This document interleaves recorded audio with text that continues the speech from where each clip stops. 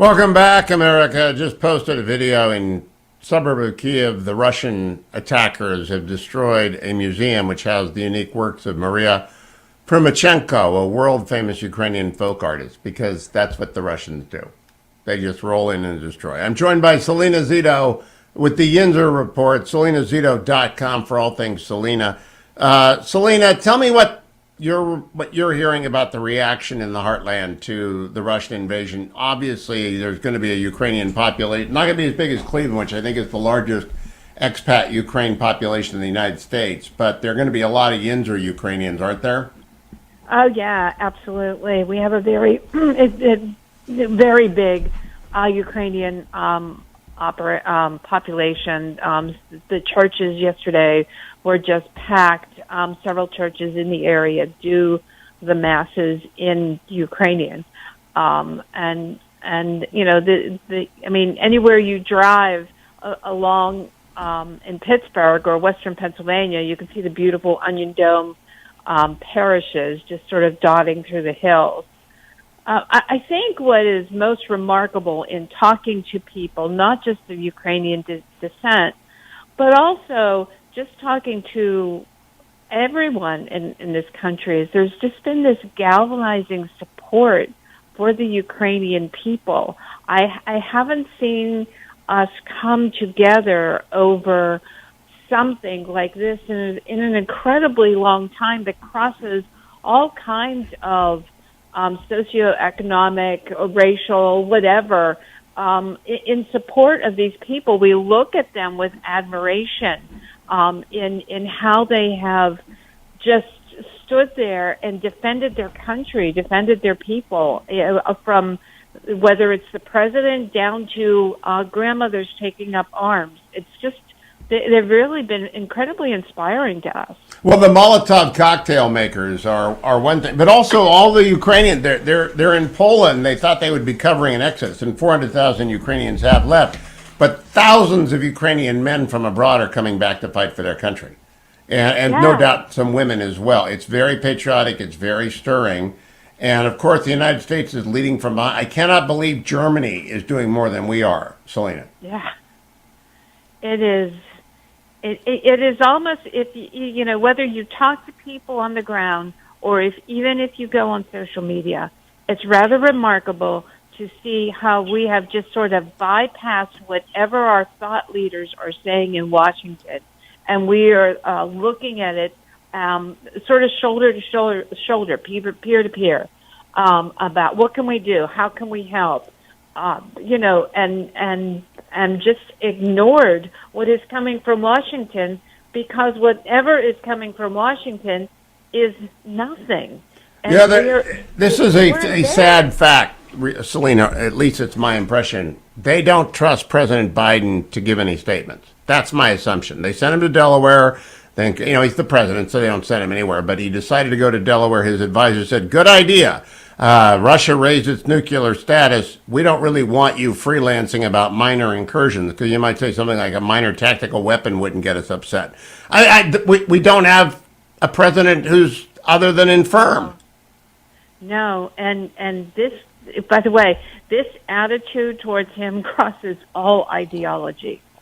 Oh, that's in the Washington Post poll. 37% that people just think he's not up to the job. And that press conference last week, and the one where 2 weeks ago, the minor incursion one, it's all just a disaster. But so they're keeping him off of TV, and Tony Blinken gets smaller by the day. He absolutely does. And it is, I mean, I've never seen anything this in like this in our lifetime. We've faced several different great crises like this, especially those of us who are older. And we never, no matter what party a president has come from, I have never seen anything like this in our lifetime. I mean, even I guess the closest would be with Carter with the hostages from Iran. But it wasn't even that bad with Carter as it is right now. No, he would stand up. He did the Rose Garden strategy, and it wasn't very effective, and he was paralyzed. And eventually, he sent Desert One to crash in the desert. I am actually afraid, Salena, they're going to do a deal with the Iranians anyway. Let's close there. What do you think? A, should the president do a State of Union tomorrow night? I don't think so. No. But he's going to. And then B, what do you think he's going to say about nukes and aid to Ukraine? I think he is going to, I mean, Lord only knows. Yep. However, I think that he is going to say a lot of, as we used to say when we were kids, mumbo jumbo about it, but it's not going to be anything that gets him in trouble, or he's going to say something so unbelievable that by Wednesday we are going to be in a crisis. Well, the good news is it's on a prompter, and I don't think they'll let that happen, and there will be no questions. But it's really remarkable that the best thing that the United States president can do is go to Delaware and stay out of sight. Salena Zito, I look forward to reading a report from Yinzerland, SalenaZito.com for all things Salena. Don't go anywhere. Mike Pompeo joins me next, America. Morning, glory, America. Bonjour, hi, Canada. I'm Hugh Hewitt from the West Coast, joined live by former Secretary of State Mike Pompeo. Good morning, Mr. Secretary. Welcome back to the Hugh Hewitt Show. Thank you, Hugh. It's great to be on with you again this morning. I read the CAVPAC statement that you put out yesterday. It appears as though you believe across the board President Biden has done too little too late. Can that be turned around today and tomorrow? You can always do better. This is the great achievement of mankind. We learn from the things that we got wrong. Yeah, America, the West, frankly, more broadly, has been on its back foot for months now. We've seen this coming, and we've been reactionary, and that gives Putin the capacity to drive the agenda, drive the mission, set the timing. That always creates risk and opportunity for the bad guys. And Vladimir Putin, who is an evil thug, has taken advantage of that, and much to the chagrin and now much to the detriment of the victims in Ukraine. Now, talk to me about what President Biden should be doing. I'm personally in favor of canceling the State of the Union because I don't think the president is particularly effective communicating, and every time he shows up, I hold my breath. Well, he has an obligation to communicate with the American people, not only about why this matters to the United States, the impacts that you can expect if there's a destabilized Europe, but to talk about the things that America can and should do. Yesterday, the statement you were talking about had half a dozen ideas. They're very concrete. One could do them with a stroke of a pen and with urging the American people to get behind the mission set. It starts with flooding the world with American energy, crude oil, natural gas. Drill it, pump it, pipe it, get it on a boat, get it to where it needs to be, drive down prices. Good for us at home, lower prices at the pump, less money to heat your home or cool your home. But importantly, would deny Vladimir Putin the premium he's getting for his product today that is underwriting the very war crimes he's conducting today in Ukraine. We could stop every plane from flying, go to it's called the ICAO. It's a little bit of the weeds, but it's the international body that covers air travel. And you could say no Russian plane's going to fly anywhere in the world or land at any commercial airport in the world. If you're an oligarch or the girlfriend of an oligarch, that's bad news. This would end up mattering over the medium and immediate terms. You should be at the UN every day, pounding the table, going to the General Assembly. And I get it. I'm not a UN fan. It does a lot of things that are problematic. But make every country pick a side and tell the world where they sit on this. That would be important to see where countries landed. There are so many tools, and we've waited too long, and then we put sanctions in place, Hugh. And you know how this works, right? It's pretty technical, but you put a sanction in place, and then you give waivers, and it's those waivers that are letting the money out the back door, and Putin can see that. Now, Mr. Secretary, before I go to the specifics, at the same time that we're trying to deter Russia and get them to go back, we're dealing with the Iranians. And if this administration does a deal with the Iranians right now, it will be appeasement on steroid. We should be shunning those talks because, of course, Iran and Russia are in bed with Xi, and you're off to Taiwan this week. Is there any way you foresee the Biden administration doing a deal with Iran against this backdrop? I put out a note last night. Today in Vienna, the United States was at a negotiating table. At that negotiating table, we were sitting on the same side of the table with the Russians and the Chinese, quote, against, end of quote, Iran. That's nutty to give Iran money, the capacity to produce its crude oil and ship it to Russia. at a time when Vladimir Putin is invading Ukraine, to sit on the same side of the table with them is disgusting. It is despicable, and is an enormous geostrategic mistake to give Iran this capacity. It will put America and Israel at risk. What message does it send to the rest of the adversary, China, Iran, that we are doing that? It is almost unbelievable that we would do that. Pathetic, but also unbelievable. Look, it tells other countries, too, other European nations, nations in the Middle East and in Africa. It says, look, you can work with Russia in certain places, too. We're doing it on something that we care about. We want to give Iran a nuclear weapon. We want to set them on a pathway to a nuclear program. We'll work with them there. They should be locked out of every international institution, and we certainly shouldn't be negotiating alongside them against the Ayatollah. You know this.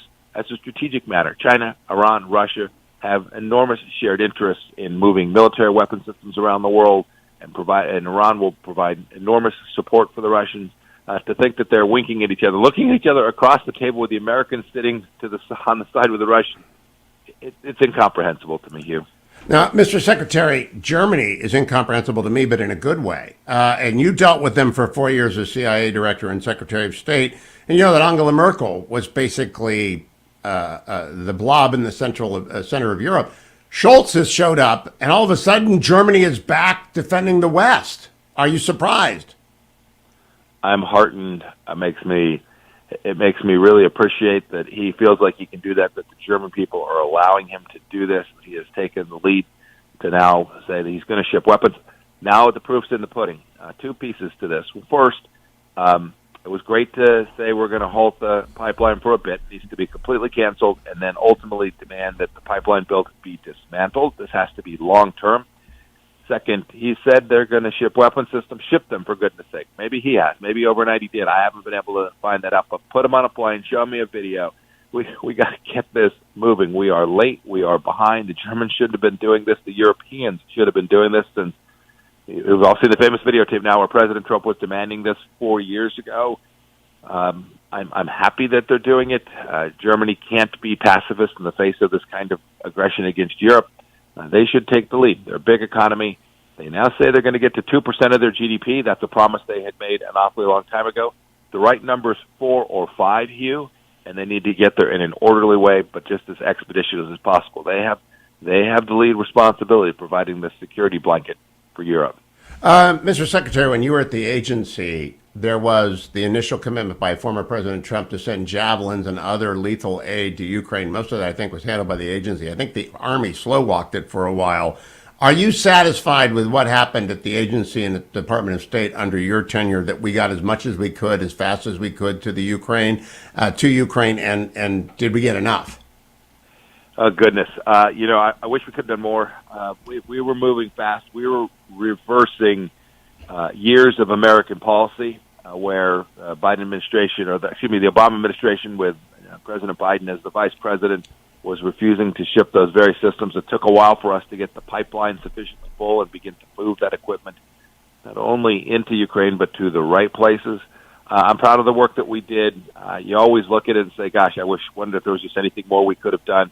But I am so glad now that we, under President Trump, reversed that policy and began to develop the relationships with the Ukrainian military, not only the pipeline for equipment and materials, but the intelligence relationships. I went down to the Donbass myself to watch what the military was doing down there alongside our team at CIA. We were doing remarkable work, important work. We ought to keep at it. Have we reverted to leading from behind, the famous term that described President Obama's approach, his own term, to the Libya, as it was reported by the New Yorker's Ryan Lizza at the time? Because it seems to me we don't lead. We just do whatever Germany does. So they send 500 Stingers, we send 500 Stingers. EU is going to send fighter jets. That's great. I don't think we're going to send fighter jets. Are we leading from behind again, Secretary Pompeo? It certainly appears that we're following, in the sense of, the EU announced some really harsh economic sanctions. We said, okay, we'll go along too. That's a real mistake. I heard the administration say last week that we couldn't get the Russians kicked out of SWIFT without everyone's support. The truth is, the United States has the capacity to do that alone. I can prove it. We did. We kicked the Iranians out of 50-plus banks out of SWIFT. we did it against Europeans' will, not just when they were passive, but they were working actively to work around our effort to find other, and they couldn't do it. American sanctions alone work. One should lead, and then one should demand that the Europeans get on board instead of following. When I hear President Biden talk about America being back, right? He always talks, hey, America is back. I fear that it is back to the foreign policy of President Obama, the kind of policy that allowed Russia to take a fifth of Ukraine and Crimea, and now has permitted Vladimir Putin, who's responsible for this mess, has allowed him to make so much progress in Ukraine. I'm praying for the Ukrainian people today that they'll continue their resistance. The West has a responsibility to support the Ukrainians in their fight to push back against Russia and demand their continued independence. Two more questions, Mr. Secretary. Tanks in Taiwan. You're an old tank guy. Are you surprised that the Russians cannot take Kharkiv or Kyiv, and that we see lots of pictures of burned out columns of Russian vehicles? It's a hard fight in the cities. I remember as a M1 tank platoon leader, you wanted to fight across big plains with 1,500 to 3,000 meters fields of fire. To get into a city is hard work. To occupy a city is hard work. And when there is a city of that scale, most of whom want you all to die, it is really, really difficult. You need patience, you need air cover, you need long logistical tails. I'm not surprised that they're struggling, but it is a big military that you can see on TV is continuing to advance. And last question, you are going to Taiwan, bravo. What are you doing there? What signal do you want to send to President Xi and the Chinese Communist Party? Yeah, I'm going to Taiwan to talk about the things that matter to America, for Taiwan, why it matters that Taiwan remain with the capacity to live lives in the way they want to, not under the jackboot of Xi Jinping. I'm going to talk about the things that the people of Taiwan can do, and then I'm going to talk about an American policy that will prevent the Chinese Communist Party from its continued expansion. We're pretty focused on Europe for the moment, properly so, but it is in the end the Chinese Communist Party that presents the central threat to our times, and I want to go thank the people of Taiwan for the good work they have done to push back and demand their continued ability to live in their democracy and live their lives in the way they want to. Thank you, Mr. Secretary. Safe travels. Talk to you on the other side. Thank you. Bless you. Morning, glory, America. Bonjour. Hi, Canada. The breaking news is that the talks failed between Ukraine and Russia. Obviously, we expected that. I'm joined by Dr. Jonathan Ward, founder of Atlas Organization. He has been on the program before. He's a China expert. Good morning, Dr. Ward. Welcome back. Good morning, Hugh. Great to be with you again. Give me your assessment of what has happened in the last 72 hours. Well, I mean, I think the big news is that Russia is having a very, very hard time with this military operation. So that's, I think, a very great thing for the free world to see Ukrainians fighting against this aggressor, to see the javelins working, the MLAWs working. I mean, all the right kit is in the field. And, we're taking out their armor in that sense. And that was a lot of the thrust here. But it also puts Putin in a position where is he prepared to lose this war? And I think the answer to that is probably, it might not be. I mean, so he's going to most likely escalate here, particularly if these talks have just failed. And a lot of people have been asking, why is this happening? Why now? I mean, we've been dealing with Russia, taking aggressive actions in Georgia and Ukraine. I mean, it's been all over the region. But I think the important thing here to understand is the backing that they have from China. So we cannot fail to understand that this is a Russia-China problem. That's what it's always been. That relationship has been flourishing in the past, few years, and you can even go back a decade and see them putting in the right economic pieces and military exercises. So that's what we're dealing with, is a combined challenge in Europe and Asia. A lot of people want to split that and say that we have two independent problems, but they are not independent problems. Russia would not be doing this without Beijing. I saw President Xi described yesterday as being a pro-Russian neutral party, and I just said that's hilarious. That's a contradiction in terms, but he is leaning into Putin. He is providing aid and assistance. I assume intelligence. There was a leak over the weekend that we asked for his help, and he immediately leaked what we asked to the Russians. What is that relationship between Putin and Xi? Well, I think it's one of strategic convenience. I mean, these people are not, it's not a deep sort of trusting relationship so much as one that resembles Mao and Stalin in the early Cold War, where Stalin said to Mao, you go into Korea, you handle this, and if you get kicked in the teeth, I won't lift a finger. That was the quote. So the bottom line was the communists wanted at that time, under their proper alliance, to open two fronts against the West and split the United States, divide us around the world. I think it's the same thing going on, but it's got a much more significant economic property, because a lot of how you're going to deal with the Russia-China problem is, we're already in economic warfare with Russia, and eventually we're going to have to do things like that to China as well. And they still have an economic ascendancy. Wall Street is still funding it like there's no tomorrow. And we're going to have to start taking measures against China's economy too. And right now we have on display, the support of one economy for the other. So that's what we're dealing with. Dr. Ward, do you think that the ability to cut off Russia completely will be noticed by China as they consider their moves vis-a-vis Taiwan? Well, I think that's what one of the things that they get here is to watch a test case happen before their eyes. I mean, the kinds of sanctions that the U.S. and our allies are rolling out on Russia are sort of state killer type sanctions. I mean, things that really can damage a large economy, freezing central bank assets, freezing the assets of major banks, cutting them off from SWIFT. Doing things like that are far more substantial and significant than export controls or entities list or anything that we've deployed on China already. So China gets to watch the West do economic warfare against a major power. And then, of course, their question is, how significant is that? Does that really stack up against our desires to take Taiwan? I think that's a very big piece of their calculus. They have much more to lose than Russia did. I mean, Russia's been under sanction for nearly a decade post-Crimea, China in much less of a significant way, and also there are far few multinational corporations that consider their future to be in Russia, where in China that's pretty much every major company is got a big China presence and a big China strategy. So that's why they've all been resistant to the tariffs and the trade war. China has more to lose, and at the same time, they have us more in their grasp when it comes to the economic relationship. Jim Sciutto of CNN reporting, in an aggressive move, U.S. cuts off Russia's central bank and direct investment fund from U.S. dollar transactions. The steps are meant to prevent Russia from accessing a rainy day fund that Moscow had been expected to rely on during the invasion of Ukraine. Do you think the United States has done half of what it could, three-quarters of what it could do, or is it at the top level of the sanctions economic division that we can do?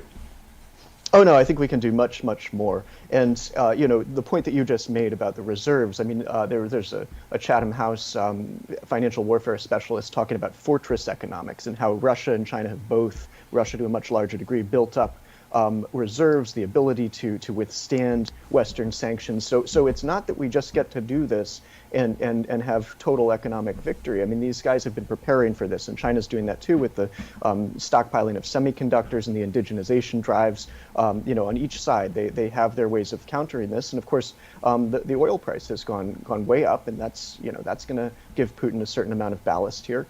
So if we really wanted to sanction their oil and gas exports, for example, that's where the real that's the danger zone for them. But I think the actions on the financial system are very important. Now, Dr. Ward, if we do sanction and prohibit the sale of Russian oil, won't they just turn around and sell it to China? Well, there's only so much you can ultimately sell. I mean, yes, it's a commodity, and they've locked in contracts with China, but we are buying it, and most importantly, Europe is buying it. So really, to have Europe depend on Russian gas, and again, the point that people make is you can't cut that off in the middle of a European winter. So there is all of those go into the calculus. I imagine the decision making, the timing that Putin has utilized here to make these moves. But what he's done, and let's not forget, Vladimir Putin has put Russia on the path towards subservience for China. I mean, he's destroyed his relationships with the West. I mean, he already did that in 2014 with Crimea, but now he's really done that. The whole world understands it. And what future is there for Russia? I mean, it's going to be a satrapy of the People's Republic of China, dependent on them for, economic relations of all kinds. And that's a very dangerous place. Yeah, let's underscore that. Russia is a nation of 144 million people. China's 10 times as large. China is the economic power. Russia is Saudi Arabia with trees. All they have is oil. And now they're going to be crippled. And what they can only do is then attach themselves to China, right? And I assume that China will exploit that dependency. Yes, they will. I mean, they already. How do they do that? Well, first of all, I mean, China is not a good partner to have. This isn't like an alliance, but right, and exactly. I mean, you and I understand that, and so do many other people. But this is not an alliance between the United States or Australia or something like that. I mean, this is something where even in Crimea, they priced gouged the Russians on the energy deal in 2014 that came right out of that. When Russia has a lack of options and China's their only options, the Chinese aren't going to support them. They're going to exploit that, and I think we see that already. A lot of people have made, I think, way too much out of the half-hearted diplomatic support China is not calling it an invasion, but it's not condemning it. And then they're saying we want parties to come together and make peace. That's just diplomatic speak for the world stage. I mean, that's designed for Davos and, naive politicians. But what they're actually doing is locking in an economic relationship with a military superpower such that that military superpower depends on them. Now, you tell me how big our problem is as the United States. It's gotten much, much bigger. Well, that is the bottom line, is that we now have an alliance, a new axis, and that axis is Iran, China, and Russia. What do you make of sitting down what Secretary of State Pompeo said in the last hour? Yesterday, we negotiated on the same side of the table with Russia and China against the Iranians, except we're not negotiating against them. We're just preparing to give stuff away. That's insane. That's Biden administration insanity, Dr. Ward. Well, I think those three countries are the real challengers to the U.S. and in totally different ways. Their shared interests are really just about being anti-American, anti-Western, anti-world order. And I think as a speaker of both Russian and Chinese, I mean, you go and read all the Putin essays and speeches and such, and he's got a very, very deep view of grievance, much like Xi Jinping's. It goes back 100 years. He blames the Second World War on Britain and France, on the Munich betrayal. Then it goes all the way through NATO expansion. And, like Xi Jinping, this is an unlimited scope for revisionism and grievance. It's not the same as China's view, but there is an ideology here that basically says we do not want this order, we did not create this order, and we're going to adjust it by force. Jonathan Ward, you know both regimes pretty well. Do you think Xi is more precariously perched atop the Chinese elite, or is Putin more precariously perched atop the Russian elite? Well, I think there's a different, in both cases, I think they have the support of their military, their intelligence services, they're basically coercive functions. But China's coercive functions are much more sophisticated. I mean, the kind of protests that you've seen in Moscow and St. Petersburg and across Russia. I mean, I've traveled all over Russia. I mean, it was not, it was prior to Crimea in 2014, prior to that. So a country that did not, in my experience, have the sort of, at a popular level, aggressive expansionist ideas. Where in China, I found that was very common. It was all taught by the state to the people through the school system and state media. But I think it's sort of a different thing here because Xi Jinping, at the end of the day, has Chinese military nationalism to back him up. I mean, the kinds of things that are all over the Chinese internet right now supporting the war, in Ukraine. I mean, saying that they love Putin. I mean, that was stuff that I heard all throughout my time in China. I mean, wow. They call it Putin fever. They loved Putin, particularly after Crimea won in 2014. So it's a different kind. Dr. John Ward from Atlas Organization. Keep coming back. That's Dr. Jonathan Ward. Follow him on Twitter. Follow me to the next segment. Welcome back, America. I'm Hugh Hewitt. Josh Kraushaar is with the National Journal. You follow him on Twitter at Hotline Josh. He's all over everywhere. The man does not sleep. Good morning, Josh. Hey, good morning, Hugh. Reaction to the politics of this in the United States, this being, of course, Russia and Putin's war against the Ukraine. Yeah, well, Russia is now less popular than syphilis, according to the latest round of polling. There's sort of a rally around the flag effect, at least vis-a-vis Putin, Russia's unfavorable numbers at the all-time highs, at least since the Cold War. So you're seeing bipartisan support in the early polls for the Europeans and the American alliance and in bolstering defenses in NATO and trying to rally around Ukraine. But, this can get tricky fast. And Russia is going to, we're already hearing from Kharkiv this morning, some pretty awful attacks on civilian population. So, Ukraine has mounted a very valiant defense in the first week, but it could get bloodier and much more complicated politically, and how much America decides to intervene, how much more aggressive the Europeans get. I was actually sort of surprised how quickly the Germans, are now spending more on defense, sending arms to Ukraine. There's an alliance. The NATO alliance has certainly gotten together a lot quicker than I would have imagined a week or two ago, and we'll see how Biden responds. And the State of the Union address Tuesday will be a big first signal. Yeah, Josh is referencing that Russia has adopted Krasny tactics, the tactics they used in Chechnya 20 years ago, where they just kill indiscriminately. They've blown up some apartment buildings in Kharkiv, the second largest city in Ukraine, using Grad missiles just fired indiscriminately. So they're going full Chechnya. Josh Kraushaar, they can't get any less popular. Can President Biden drop below 37%? I mean, it's truly remarkable how rapidly he has reached below Trump levels.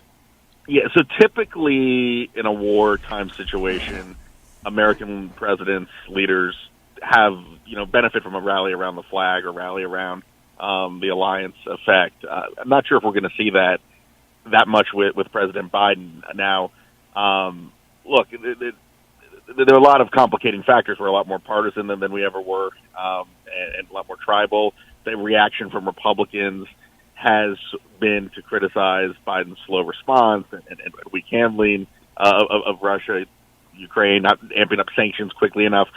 I was in South Carolina over the weekend covering a big congressional race in Charleston, where it actually was interesting. A lot of voters weren't necessarily following the issue of what's going on abroad as much as other domestic issues, but I think it's slowly and surely coming into their attention. There was a CNN poll out today, Hugh, that showed that this is one of the stories that's actually pushed COVID off the front page. It's one of the most followed stories among voters in the country. So, look, the politics are uncertain. I think Biden might get a little bit of a bump. He'll have a State of the Union to really talk about how he's going to lead and how he's going to respond to Russia of this Tuesday. But it could get a lot trickier for him, especially if things get worse. I think that people in America, that Biden should not give the State of the Union. By the way, I think the Republicans should not have an Iowa governor respond now either. They ought to go get one of their national security people to respond. But going to the president's numbers, Mike Pompeo was on in last hour, I replayed it, blasting the fact that today we sat down with the Russians and the Chinese and the Iranians to negotiate sanctions release for Iran. Does that make any sense at all, Josh? Pompeo said it's immoral, it's disgusting, it's repulsive. He's right.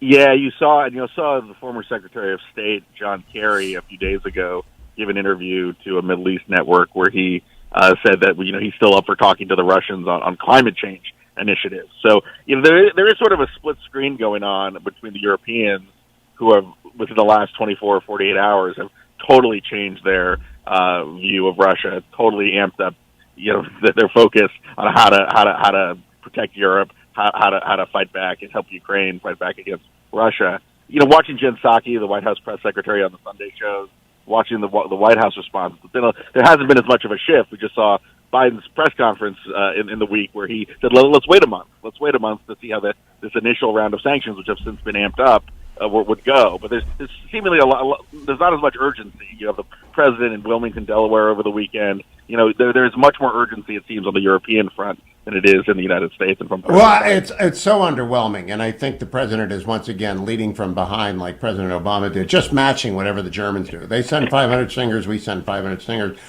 Josh, last minute. I have very low expectations for tomorrow night. Very low. The president is infirm. He does not deliver a good speech. What are your expectations? Well, look, this is his moment to really show leadership on the foreign front. He was something of a cold warrior. He's someone who at least understands the issues at play here.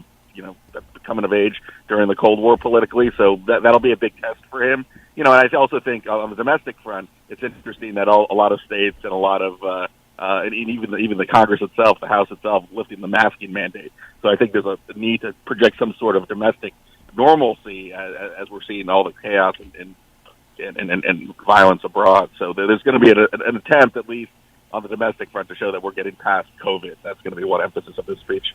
We are already done with COVID. Anyone who's been out and about knows that. But Hotline Josh, we will talk with you next week about what happens tomorrow night. Thank you, as always, for joining us. Follow Hotline Josh on Twitter.